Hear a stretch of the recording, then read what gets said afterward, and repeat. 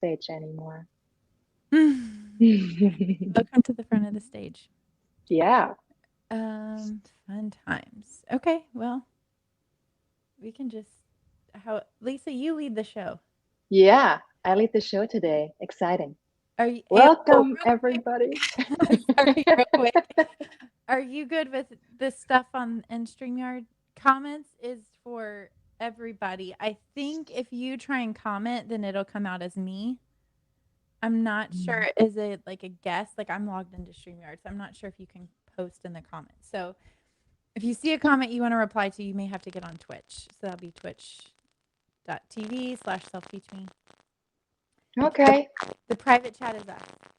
Your microphone is funny again. I bet it has to do with however I twisted it. No.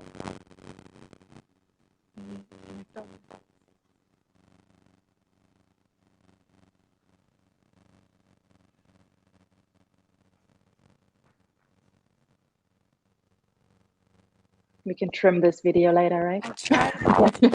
I did. I push everything in. Is that better? Better. Really? I wonder if it's my mic or I wonder if it's StreamYard.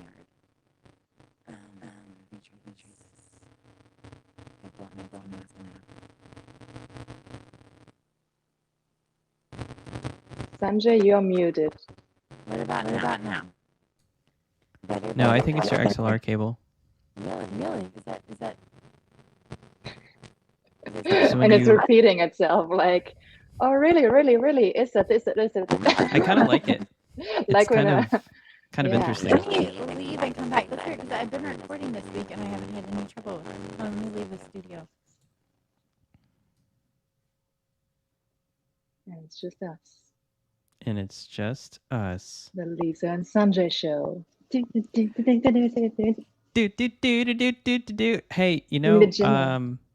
it could be the Lisa and Sunjay show. I don't know what it would be about, but I guess UI UX or Should be culture. something else. Yeah. How about buying a house and Yeah, then moving in and decorating it and where you get all your stuff from and we'll the call it boat. Amore Decor with Lisa and Sunjay. I love it. More decor. Great.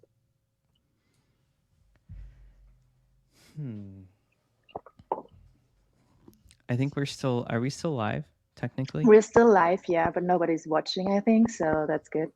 One Nobody. person. That's Unless me. it's one of you. It's me. How does it sound now? Better. Beautiful. Really? So I turned off echo cancellation Oh, and StreamYard. on Yeah. StreamYard. I think it's StreamYard because, like I said, I've been recording all week. Yeah, it could be. Could be Okay. that. I turned mine off too. So Let's do this. Okay, well, welcome everybody to today's Friday stream with Amy Dutton and Sanjay Armstead. Woo! Okay. and Lisa Pancakes. Yes. Yeah, so today we're going to talk about Agile, what Agile means for a designer, because a little bit about me, I'm a UX UI designer and developer at Zeal, our great software consultancy.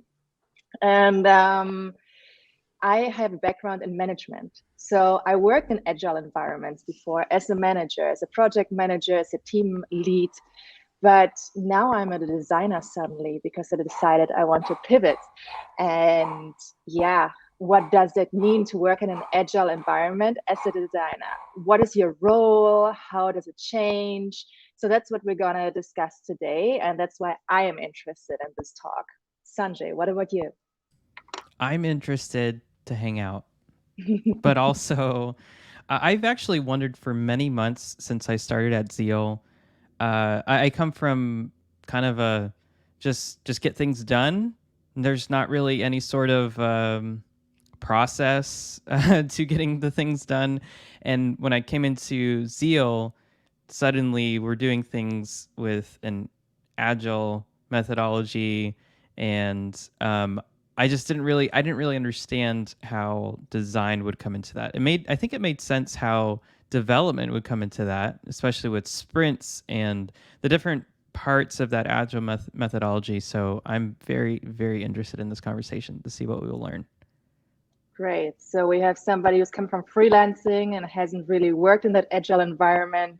We're having me, who knows how to manage maybe agile people, but has no idea how a designer fits into that. And then we have Amy Dutton, our, how do you call her? Fierce leader? I think that's what we call Correct. Amy from time to time. And Amy, tell us about you and how you work in agile. Yeah, sure. So I have been doing tech for a very long time. I think you guys know this. I'm very old. I'm a granny in technology. We are just talking about how old I was feeling. But I've been doing this for 22 years, which is crazy. I got started when I was 16 and I turned 38 next month. So also I'm feeling old. But I did waterfall methodology when I first started. That was how everybody worked. You kind of went into a cave, you talked to the client. Design went off and did their thing. When they were done and got it approved, they hand it off to the developer. They'd get it, they'd work through everything, and then there'd be a giant reveal at the end where it'd be released to the world. And I mean, there was some iteration on that, but even then, hey, Avnish, it was a little strange in that if changes needed to be made, the client would call their webmaster or the agency to make the change. There weren't a lot of these fancy CMS tools. At the time, blogging was just new to the scene. And the company that I was at was starting to create some of a proprietary CMS platform, but it was just very much a waterfall methodology. And I think even when I was doing freelance full time, a lot of the work that I did was waterfall. Just almost by default, you put on your designer hat and you work, and then you put on your development hat and you work. And so, and marketing sometimes works maybe a little bit differently, say, than agile, just because if you have a marketing site out, it's not.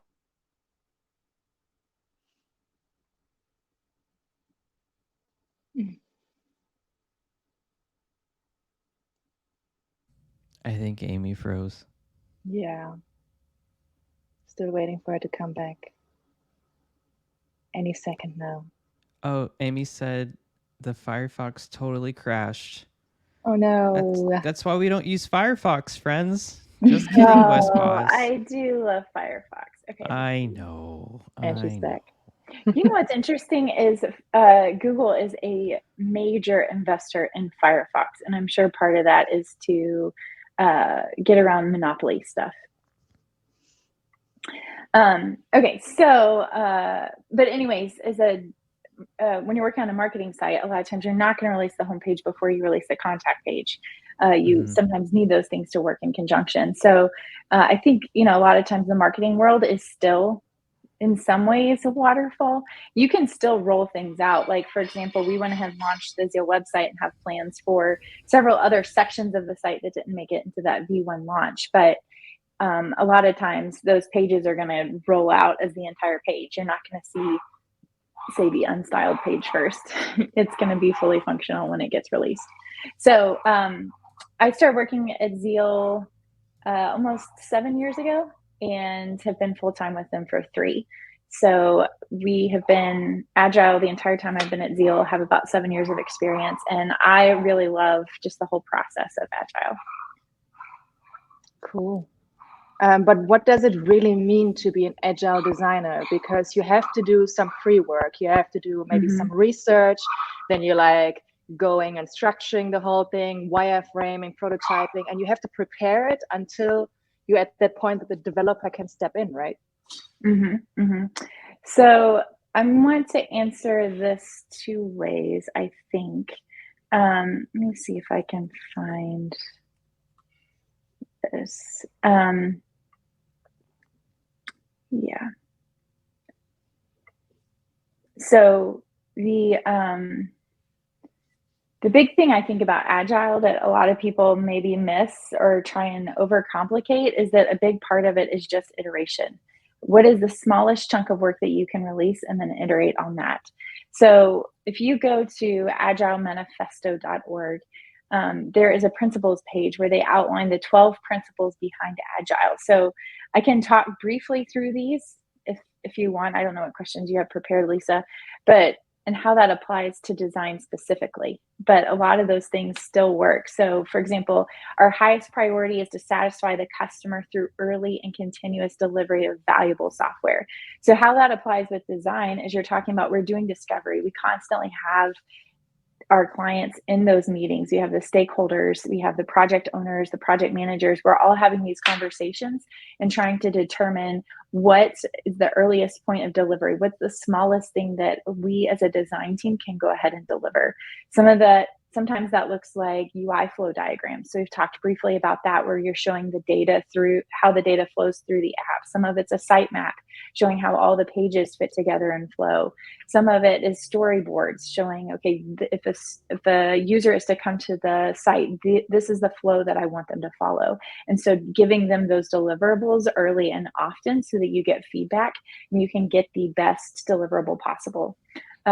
We're currently working on an app design, and the beautiful thing about it is Lisa's just done a ton of user research, and user research fits beautifully into Agile because it's not like we're launching the entire application and saying, oh, what do you think about this? We're creating and designing a flow, asking people what they think, doing user research on that, getting their feedback and implementing it. And in this case, that implementation is being done before we've even coded out the page at all.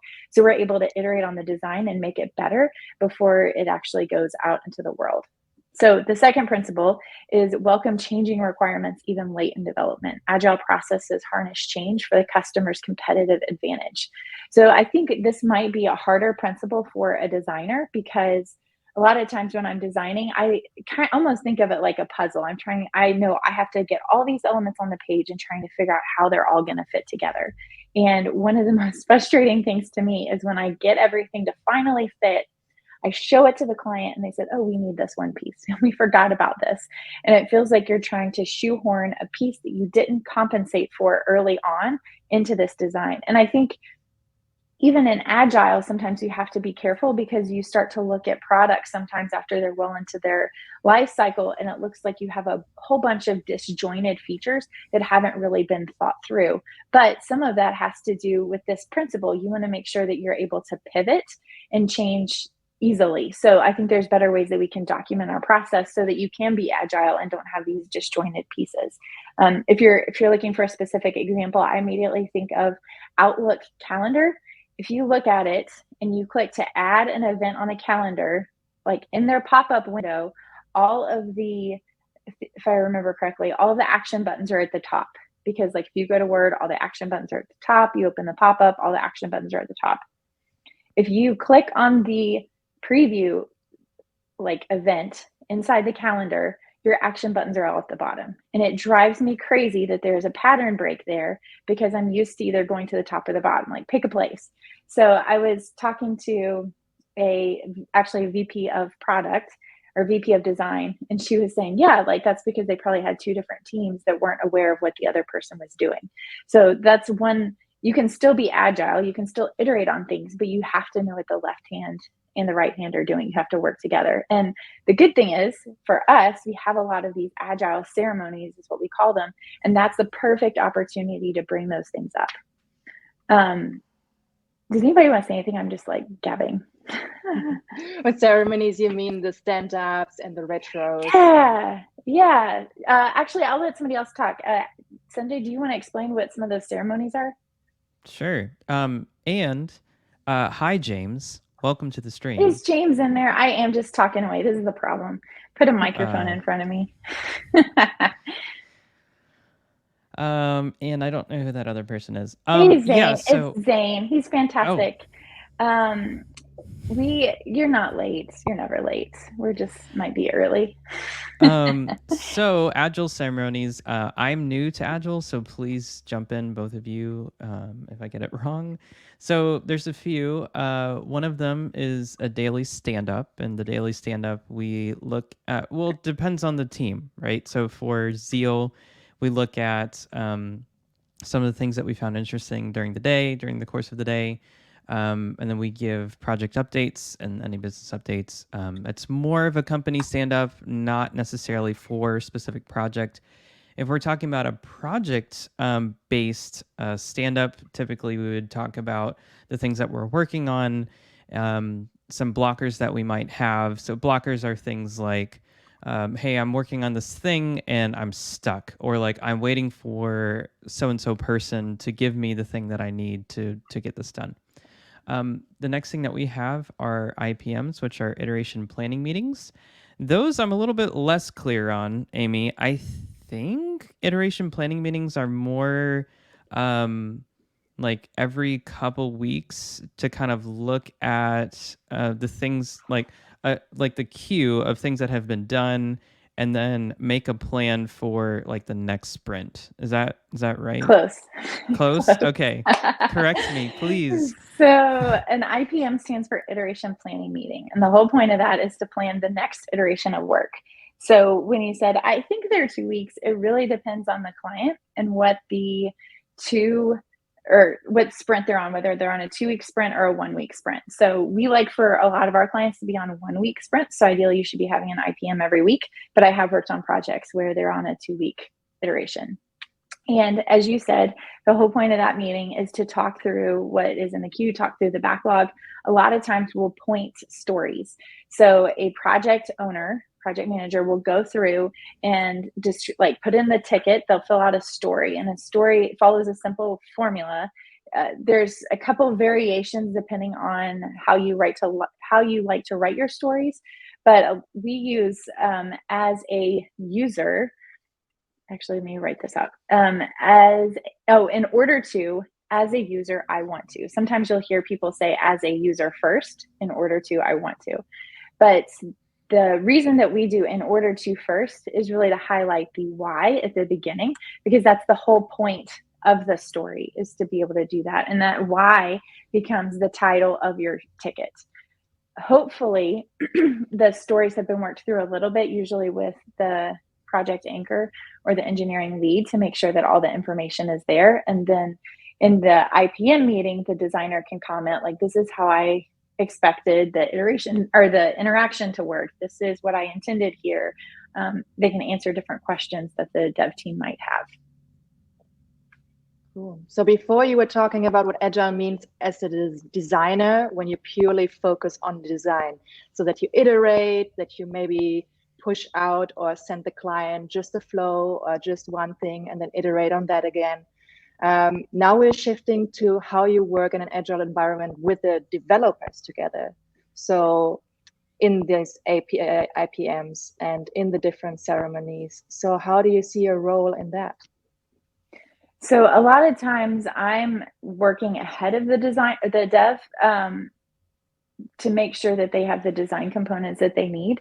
But Agile by default and by definition doesn't necessarily need design in order to move forward, because the idea is that we can be running in parallel. So for example, if we were to work on a user management screen, ideally, we could be running in parallel, and that the dev team could be building out the backend stuff. They could be adding the fields to the database. They could be creating the GraphQL calls.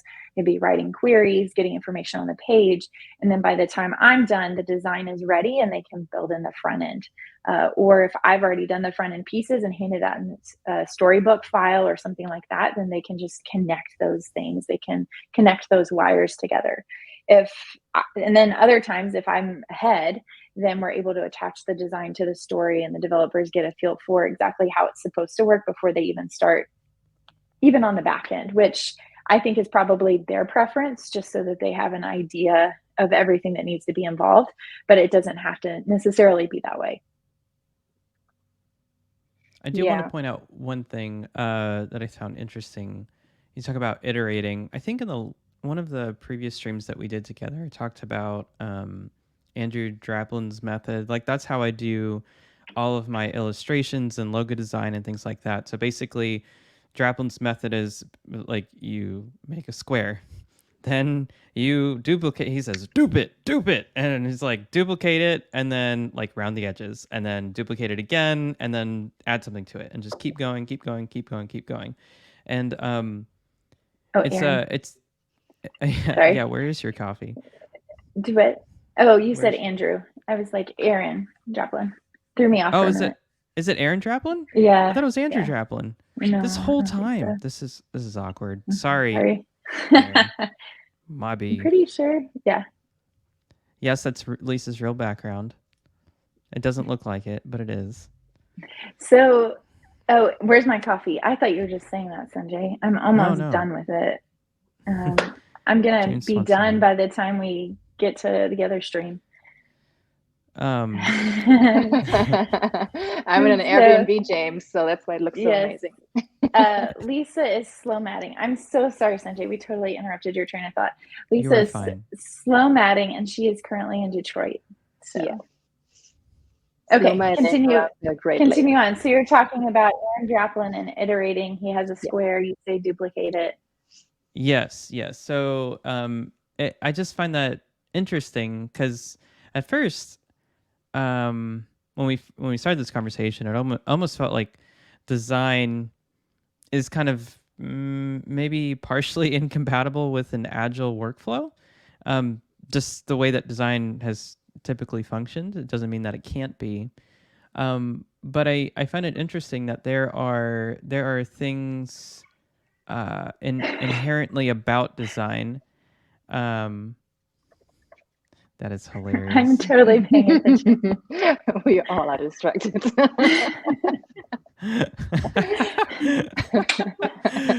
Yes. I do love that background. Anyways, there are things inherently about design that really do fit into the agile workflow, which I find very fascinating. Like the iteration, I'm so big on iteration because I don't like to just jump into, I forget what it's called, but like Lisa, you sent an article to me earlier.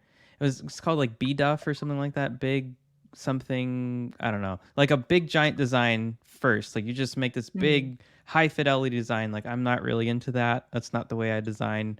Other people can. Good for you. It's just not the way I do it. I like to iterate. So yeah, I think iteration is so important, and not getting frustrated with having to iterate. Like back when I was a manager 10 years ago and I had to redo my work, I was furious. I was like, what? Yep. I did this all for nothing and now I have to do it again, and couldn't you have said it earlier? But now I just feel it's part of my job and it's okay. And I'm good with being in that flow state. What I found interesting, what you said, Amy, is that we are working with the developers together in this agile sprint, in the sprints. And the sprints are usually taking 2 weeks most of the time.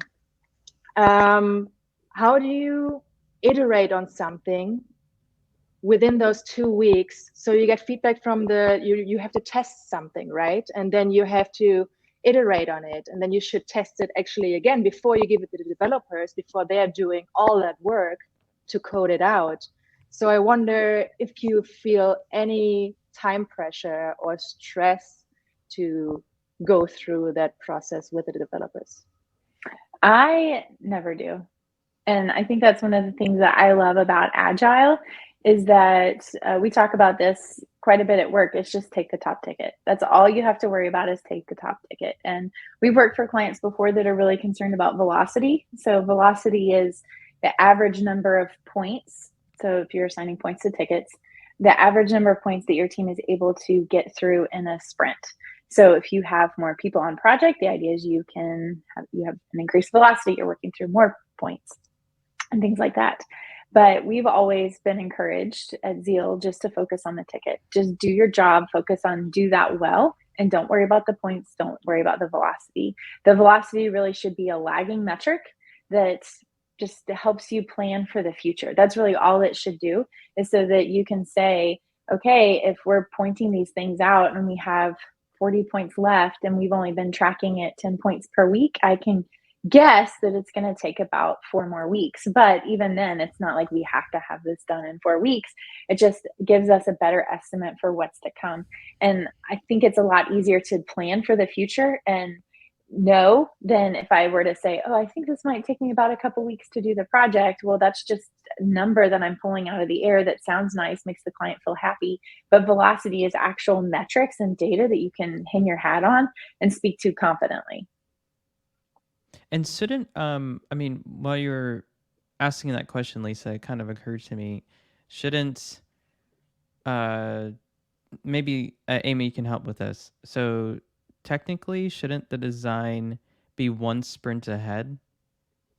No, because if you're working in parallel with the dev, you could actually be tracking right alongside with them.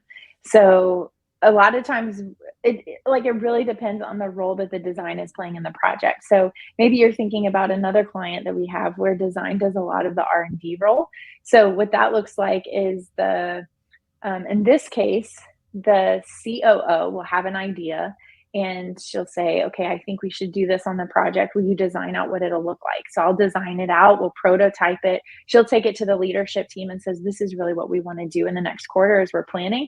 And so that visual and that prototype gives them an idea of what we're going to actually build, what they're investing in, and then they bring that back to the dev team. So in that case, sometimes design is 6 months ahead, but it really depends on the role that you're trying to play in that project, and that project's lifespan. So if it's a brand new project, designers might be ahead, or they might be working in parallel. If you're trying to add on new features, if you're trying to do testing, ideally you're going to do the testing before you do dev. Really, that's the beauty of Agile, is that design can fit in any of those places. It's not just, well, we have to have the design before anybody else can touch the project and move forward.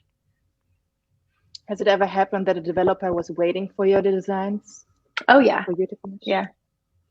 Yeah, that's happened several times, especially like at the start of a new project. Sometimes like we've started design and dev at the exact same time. And so they'll be working on chores to be able to get the development environment set up. And if we haven't done discovery before we start before the project starts, so we still have several iterations of discovery to do before we start design, usually that'll throw the project off a little bit. So, but that's a different conversation. You're talking about discovery versus actual designing features. Mm-hmm. Yeah. I'm still unsure, like, if it would cause me any kind of pressure being in this time frame, and producing something at a certain time so the developer can move forward. And yeah, I'm wondering how that is. We haven't experienced that at Zeal. I think being you have a little bit. So with the on-site, so we had an on-site back in May where we were going to get the whole team together to build a product. And sure. I had done quite a bit. We'd done discovery ahead of time. I had started designing features and had created some storybook components. But the stories that they were wanting to develop did not line up with the stories that I had done the front end work on. So we were trying to hustle a little bit to catch up to dev. I think you felt probably a little bit of that hustle, like, we're behind. But they didn't even get to the pieces. Yeah, they didn't even get to the pieces that we designed. And I don't even think that they've yet implemented all those things yet. Yeah, so, exactly. I really went heads down to catch up. And in the end, it wasn't even needed. Yeah. At that point. Yeah. Mm-hmm. Funny. What else would you say is challenging while being an agile designer? Have there been any challenging situations that you remember? I think the biggest thing for me is what I was talking about earlier, when I feel like I've put a puzzle together and it's like, I know this wouldn't happen necessarily with a jigsaw puzzle because you can actually see it, but maybe imagine a puzzle that has multiple options, but you think you finish the puzzle and then you find more pieces and you gotta figure out where do they go and how do they fit in. And that can be sometimes very frustrating because you're like, everything fits and it's tight and I thought through it with all the pieces that I was given. So sometimes that can be frustrating, but I will say, if you can get over yourself, get over your ego, get over the frustration of that, the result is always better. The end result is always better. And I never want to be at the place where I'm holding on to a design just because I feel like the pieces fit together when it's not helpful to the end user. That doesn't do anybody any good. And the design at that point really is not successful because it didn't accomplish the purpose that it needed to. Mhm. I think Zane has Go a ahead. really good question. Yeah, so he asked, so these days, is the mobile device like cell phone or iPad tablet design, is it a top priority, or the desktop design, and how does that affect? That is a great question. So the one thing that I would say is that I struggle with this a little bit, and this comes from my history in web world, and I've been doing it for so long, is that we always started designing the desktop first. And a lot of times when I'm designing an application, I still like to start with the desktop just because after years and years, that's just how I think first. And there are people that will argue it is more important to do the mobile design first. And if you look at our stats, probably mobile design is the better way to go first, because it's like 70% of people are using mobile before they're using their desktop. And so one thing that mobile design forces you to do is to strip away all the unnecessary elements and all the other pieces. My problem with going about it this way, and maybe this is just something that I've got to work through on my end, is that when I've done mobile first, I try and go up to the desktop version, and I'm like, well, it already has the essential pieces, but I have all this extra space. Like I can't think through how everything fits. And it's like I just start maybe like throwing stuff in there. It doesn't feel like I fully thought through the entire experience. So for me, it's easier to think through the desktop version first and then work backwards to mobile to say, like, this is how it should fit on a mobile screen, or these are the pieces. And then I can also have that design influence the desktop version. But to me, it's easier to pull away than it is to try and, like, I mean, you never really want to add on, but it just doesn't feel like a complete experience. At least for me, when I start with mobile and then move up. But I'd be interested, Lisa and Sunjay, to see what you guys think. Lisa? Call me out. So during my boot camp and my education of UX UI, we started with mobile first. I like to reduce it to what's really needed and not to put too much in it and then later on look, how do I fit it all on a small screen? To keep it essential. But right now we're doing the desktop design of our current app design first. And I tried to fit it on the mobile screen and I didn't have many issues either, because we used patterns that are already established from other products that also use a side panel that slides in, or a hamburger menu that expands. So I'm not sure yet what my favorite is. I'm not sure either. One of the things that I was thinking about as we were talking is the actual implementation. So when I take the designer's wireframes and I go and I actually start implementing, what type of media queries am I using, right? Amy and I have talked about this before too. Do you use a media query that says, was it like min width or max width? And that really does depend, because then if you do min width, right? I think if you do min width, then that will basically determine the rest of the designs going up. So you really have to think about how things are going. Does that make sense to you, Lisa? Do you want me to explain that? Yeah, go ahead. Yeah, so if you said basically I think it's 780 or something like that is like a typical iPad or something. So 780 pixels, right? So if I said everything that's at 780 pixels, that's the minimum value. Everything this and up is going to have this color, let's say, right?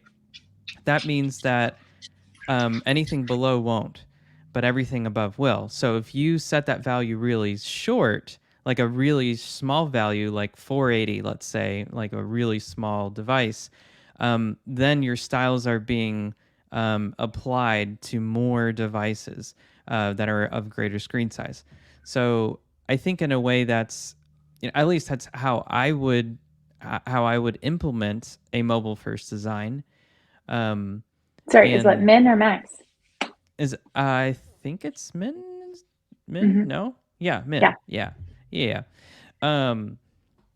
So yeah, that's how I would implement, and I think kind of working backwards then I think it's actually really important to be considering, even if you do design the desktop first, I think it's very important to consider how that's going to affect each device going down, whether it's, you know, portrait mode on a tablet device versus landscape, or portrait mode on a like a true mobile device, or whatever, right?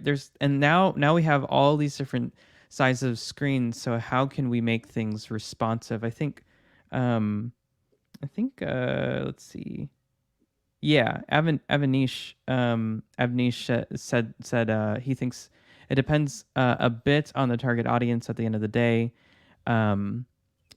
Yeah, and about responsive design, and I think one of the tricky bits about that, Amy, you brought this up.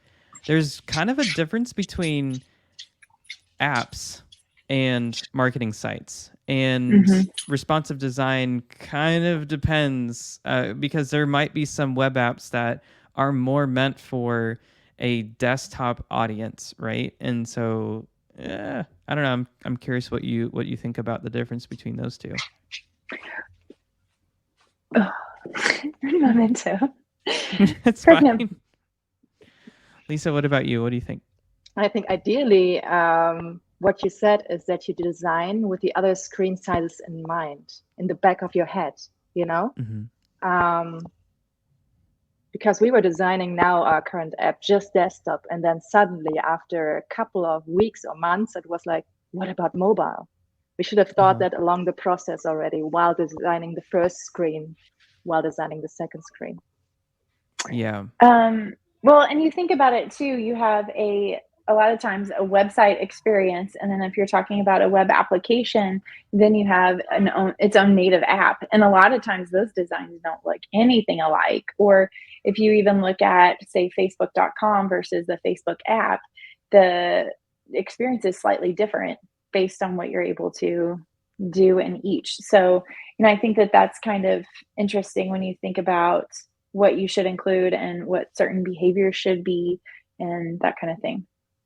Yeah, there's I was just gonna add, there's a famous saying in communication studies that the medium is the message, and you know, I would say that and when we're designing, we're not just trying to fit things on a page. Like every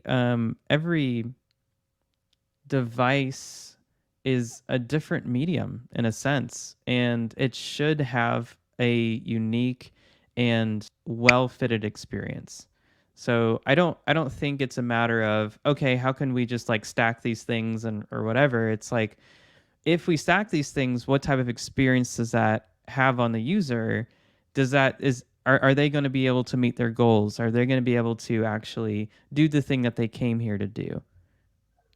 And also, what are the interactions that you're adding to it? Can you swipe suddenly? And the other buttons, the icons, are they big enough for your fingers? And yeah, you have to think about a lot of more stuff than just fitting something on the page.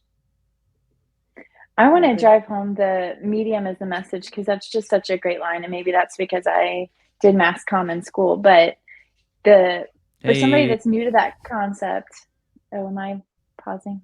Okay. You kind of said delayed, hey. So, I was like, did I freeze? The best example that I have, and then I'll kind of tie it back into this, is that if Lisa or Sunjay were to do something for me and I Slacked them and I said, hey, thanks for that, that says one thing, that communicates one thing. But if I wrote them a handwritten note and took it to the post office, put a stamp on it and mailed it to their house and said, thanks for doing that thing, that carries a different weight and a different message. It's a different medium. So the medium is part of the message there.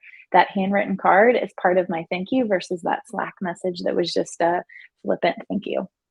So how that ties in here is, when you think about it, you have some companies that say have a website that's very functional, and you did get a handwritten note from me one time, James Quick. When you think about a website, that is part of the message, because you might have a company that just has a website. Their site looks fine on mobile, but they don't have a web app.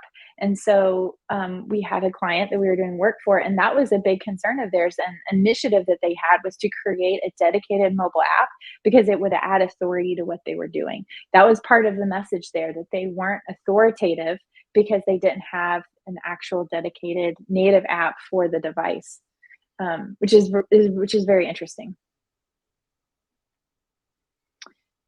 Okay, so Zane said something here. There's one problem that I see with new age web apps. They usually load data on demand when users scroll down the page, resulting in loading too much data on the page, making it slow to scroll and no footer at the end.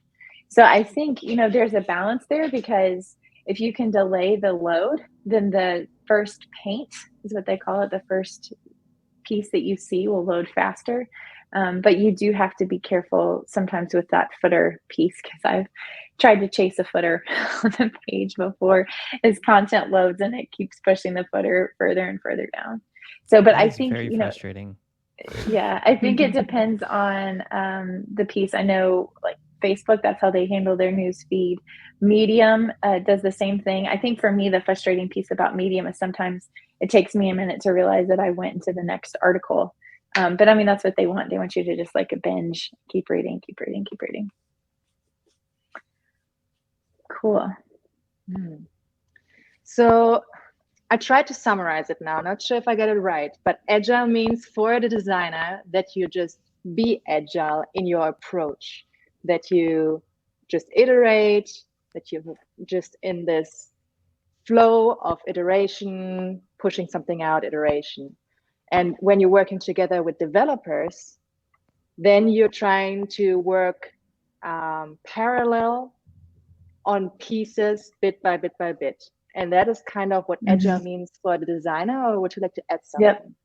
Yep. Yeah, I'll add a little bit too. I know we kind of started going through the manifesto, but I just want to point out a few other things. So I'll include a link to this in the chat, but this is a great resource. It's just the original manifesto for Agile. And just reading through this, I'm kind of skimming it, but that all the same principles apply to design and development. So things like the most efficient and effective method of conveying information to and within a development team is face-to-face. So we talked earlier about the ceremonies that we have. That really is the best thing, to have the stand-ups or the design meetings, IPMs or the retros and things like that. Retros are key. We didn't spend a whole lot of time talking about that, but that's really your opportunity to reflect on the project and say what you liked, what you didn't like, and things that could be improved. Or another way that we like to frame it is like I wish, and I wonder. And that way they're more constructive. It's not just everybody like complaining about the project or things that they wish they had done, but like, how can we make it better and more constructive? And I think that that really is a key to Agile and being able to pivot. I think it's why we're able to create more successful apps, is because we're able to recognize the things that need to change as they're being built and not at the end. Like other things, simplicity, the art of maximizing the amount of work not done is essential. And that's a conversation on the design side that we have a lot of times. We design this feature, and do we even really need it? Like, let's strip it back. Or if you bring in an engineer and they look at the feature and they say, wow, that's really complicated to build. Okay, let's think about this together. How can we iterate on it? We made it too complicated. How can we make it more simple? How can we dial it down? And what's the most simplistic thing to do in order to get it out the door? I would add too, yeah, go for it. On the manifesto, business people and developers must work together daily throughout the project.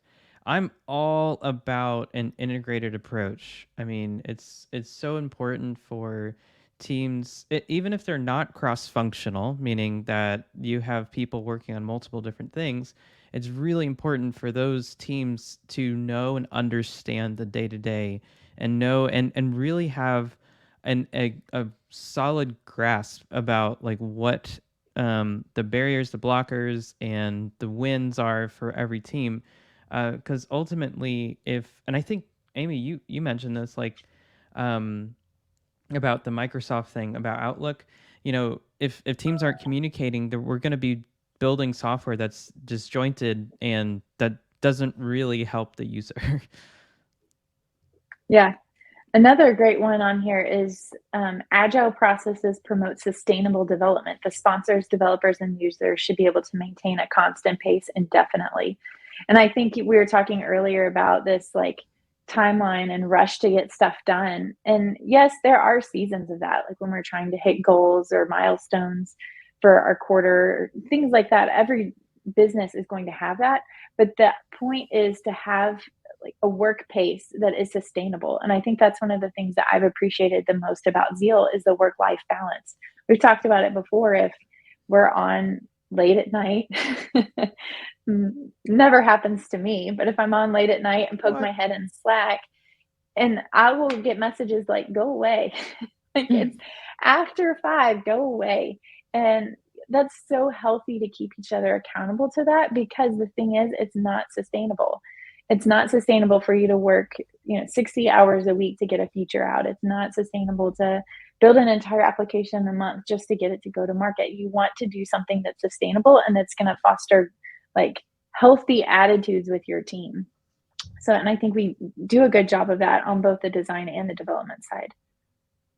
Yeah, that's what I find also very important, the health of the team and the work-life balance. That's why I was asking earlier the question about how do you feel any stress or pressure during that process compared to waterfall, where you just have your time at the beginning, then you hand it over and then you let go.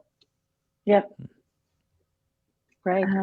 Yeah, some of this stuff is just so good. And it's funny, I've looked at this manifesto before, but I've never looked at it from a design perspective. I've always thought about it from a developer's perspective. So I really, really love that it's not dev focused. I mean, they do say development in there a couple times, like they do use that as a key word, but it's more of development of the app and not like development, I'm writing lines of code. Oh, snap. Just brought another layer of meaning. I love it. It's so good. Is there anything that you would recommend to a young designer or beginning designer who starts with Agile or in an Agile environment? What they should look out for or do? Yeah, a couple of things. I don't think Agile is as complicated as everybody makes it out to be. But it's really scary. Don't. It's a fancy word, but I really don't think it's that complicated. You have the ceremonies that we talked about, different meetings set up to make the whole system work. You create your tickets and you work through your tickets, and you're just constantly iterating and working together. I mean, at the heart of it, the most simplistic, essential piece, that's like all there is to it, really. And if you're starting out and trying to work in an agile project, you can kind of simulate it even on your own. Like if you're working by yourself or working on open source, you can kind of do the same thing. So even on my projects, sometimes I'll write tickets. I might not go through the entire formal process of writing out a story, but I will outline the criteria for it, for what constitutes it as done. And I'll still go through those development best practices. And really, that's one of the best things that you can do, not only for yourself and getting comfortable with the process, but it's also great because if that project ever blows up or you have more people working on it, there's that history in that project that's very clean that other people can jump in on and know exactly what was done in the past and why certain things were done. When you describe it like something that is just like, it's common sense. It's like how we lead our life as well. You reflect on something, improve something, pivot. So that's what's to it, Yeah. And I think, that pivot part is really key that a lot of people miss, because you get to the point where you've worked on a project so long and you think, what are my sunk costs? I put so much time into this project that I feel like we're at the point of no return, and I have to finish. I have to get it done. And I think you have to be okay with letting it go, that sometimes the smartest thing is just to walk away or take a step back or hit pause. And I think that bothers a lot of people, that they have this graveyard of unfinished projects. But if it's done with intentionality, or you're saying no so you can say yes to something else, that's a really good, healthy thing. And people should be more okay with that. Yeah. And just for Zane's good pleasure, this is an autonomous chair, and I have the same chair, Zane, and I would not recommend it. I would also not recommend it after sitting in it for a few months. And I do. The company go ahead. I do have James, I'd be curious what you think about it. I do like the company. I have one of their standing desks, which is fantastic. I'm actually sitting on an autonomous stool right now, which I really do like. But and it has like kind of a ball thing on the end. So if you see me kind of rolling around, I almost fell off. But the chair is not super comfortable. So. And I think it's up to, so Lisa, you'd asked us, just as we wrap up here, you'd asked, what advice we would give to young designers, but I would also say people who are already in the industry, I think it's really up to us to really take down some of the gates that we've been keeping, because, Amy, you were talking about how, like, oh, it seems like this big scary thing. And I think, honestly, I'm just going to say, as a person that's entering into this industry, entering into tech, all the gatekeeping makes it seem super scary. And so I think it's really important for us to lower the barrier to entry and, like, make things that seem very kind of high and mighty and, like, kind of scary and weird and not super clear. Like, let's make those clear and let's make those approachable and manageable. And so that's what I would harp on, because I have run into so many gates, and so it's been very tough, and I think it's important for us to lower them.